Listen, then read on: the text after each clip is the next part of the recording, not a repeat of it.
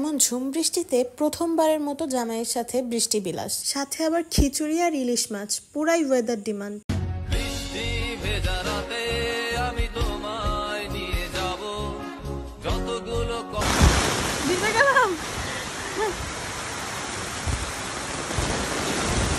বৃষ্টির শব্দ শুনেই তোমরা নিশ্চয়ই বুঝতে পারছো অনেক বেশি ঝুম বৃষ্টি হচ্ছিল। আর এমন বৃষ্টি দেখে কি ঘরে বসে থাকা যায়? আর আমাদের দুজনেরই একসাথে বৃষ্টিতে ভেজার অনেক বেশি ইচ্ছা ছিল। ম্যাক্সিমাম সময় এমন হয় যখন বৃষ্টি হয় তখন হয়তো আমি বাসায় থাকি না, অথবা তোমাদের ভাইয়া বাসায় থাকে না। আমরা দুজনে একসাথে বাসায় থাকা অবস্থায় বৃষ্টি খুব কমই হয়েছে।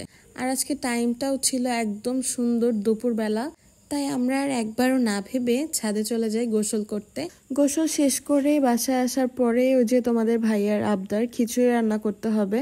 মানে বৃষ্টি হবে আর খিচুড়ি খাবো না, এটা আমাদের বাসায় একদমই হয় না। কারণ কি, আমি আর তোমাদের ভাইয়া দুজনেই খিচুড়ি অনেক বেশি পছন্দ করি।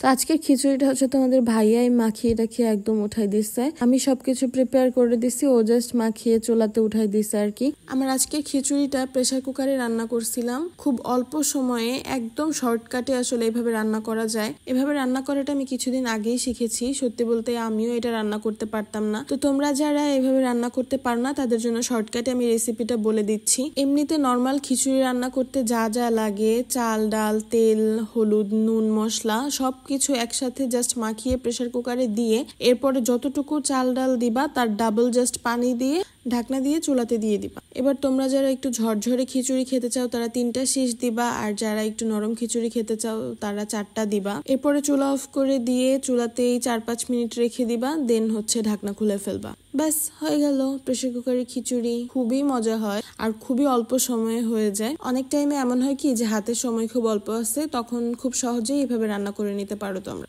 সো আমি হচ্ছে খিচুড়ির সাথে ইলিশ মাছ ভাজা করেছিলাম আর ইলিশ মাছের লেজের ভর্তা করেছিলাম। এই যে লেজের ভর্তার জন্য প্রথমে হচ্ছে যে আমি লেজের মাছ থেকে হচ্ছে কাঁটাটা ছাড়িয়ে নিছি। তারপরে এই যে শুকনো মরিচটা কিছুটা ম্যাশ করে নিলাম, তার মধ্যে কাঁচা পেঁয়াজ দিয়ে দিলাম।